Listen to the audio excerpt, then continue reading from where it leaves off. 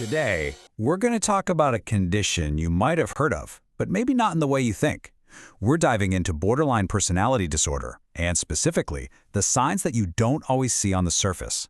So let's start with a question. What if the most intense, overwhelming struggles a person faces are fought completely in silence? That's really the core idea we're exploring today, this concept of hidden or quiet BPD, where all the turmoil is happening on the inside. Okay, so to make sure we're all on the same page, let's get a quick definition down.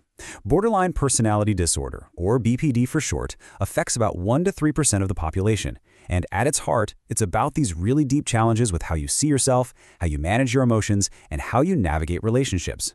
The causes are complex. It can be linked to things like family history, brain chemistry, or past trauma. Now, before we go even one step further, I have to pause and say this, and it is so important. This is for awareness and education only. This is not, under any circumstances, a tool to diagnose yourself or anyone else. If anything here resonates with you, please, the right move is to talk to a licensed mental health professional. So here's our game plan for today.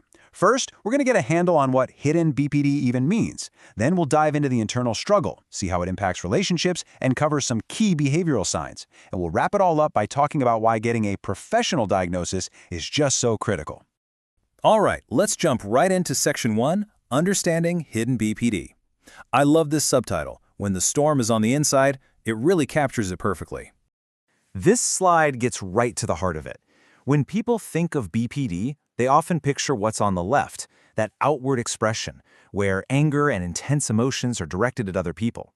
But with hidden BPD, all of that same emotional energy, all that turmoil, gets turned inward. It becomes intense self-criticism, self-hatred, or just bottling everything up. And that's why it's so hard for anyone on the outside to see what's really going on. Heard of. So let's dig deeper into that. Our next section is all about that internal struggle. What's happening with someone's self-perception and all of that emotional chaos? The first hidden sign is a really powerful sense of self-hatred. And listen, this goes way beyond just having low self-esteem. We're talking about a constant grinding internal voice that tells you you're fundamentally flawed, broken, or just a bad person. It's an all-consuming self-criticism that in some cases can unfortunately lead to self-harm.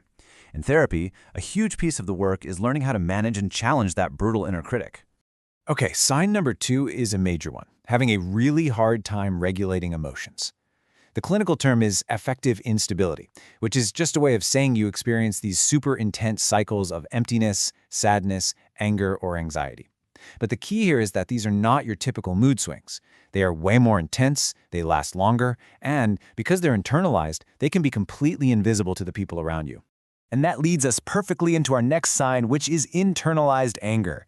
That intense anger that's often a part of BPD, well, it doesn't just vanish. It has to go somewhere. So it gets pointed inward, showing up as that self-hatred we just talked about, or as a constant effort to suppress your feelings. Sometimes it might leak out as just extreme irritation over really small things. So you have all this going on inside. How on earth does that affect your relationships with other people? Well, that brings us to Section 3, the relational impact. The fourth sign is a deep, intense fear of rejection. This isn't just a simple worry about being liked, it's a pervasive, often overwhelming fear that the people you care about are going to leave you.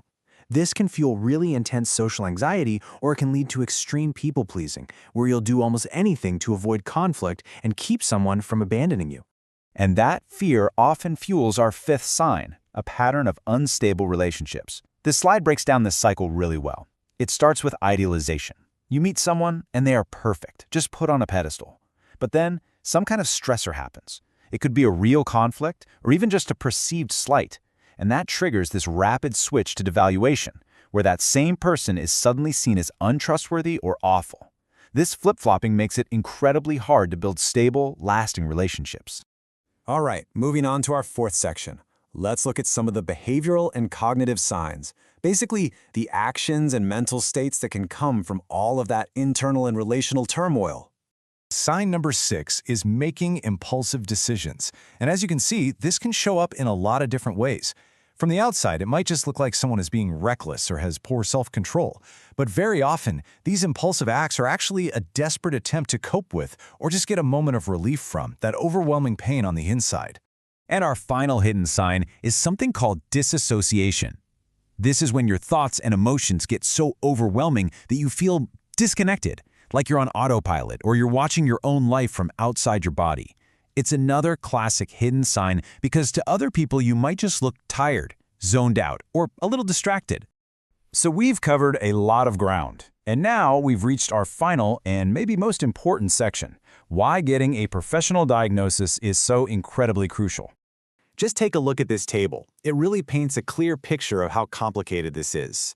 So many of these signs overlap with other conditions. Intense mood swings and impulsivity, they're also classic signs of bipolar disorder. That disassociation we just talked about, that's a huge symptom of PTSD. This is exactly why self-diagnosing can be so misleading, and why a trained professional is the only one who can really see the full picture and provide clarity. And that really is the #1 takeaway from all of this. If you listened to this and found yourself relating to a lot of it, the single most important, most helpful step you can take is to seek help from a licensed mental health professional. And if you can, find one who specifically has experience with personality disorders. They have the training to help you navigate this. So I want to leave you with this final thought. We've spent a lot of time talking about signs and symptoms, but beyond all that, maybe the bigger question for all of us is this: how can we get better at having empathy for the struggles we can't see? It's just a good reminder that what's on the surface is almost never the whole story. Thanks for joining me. So,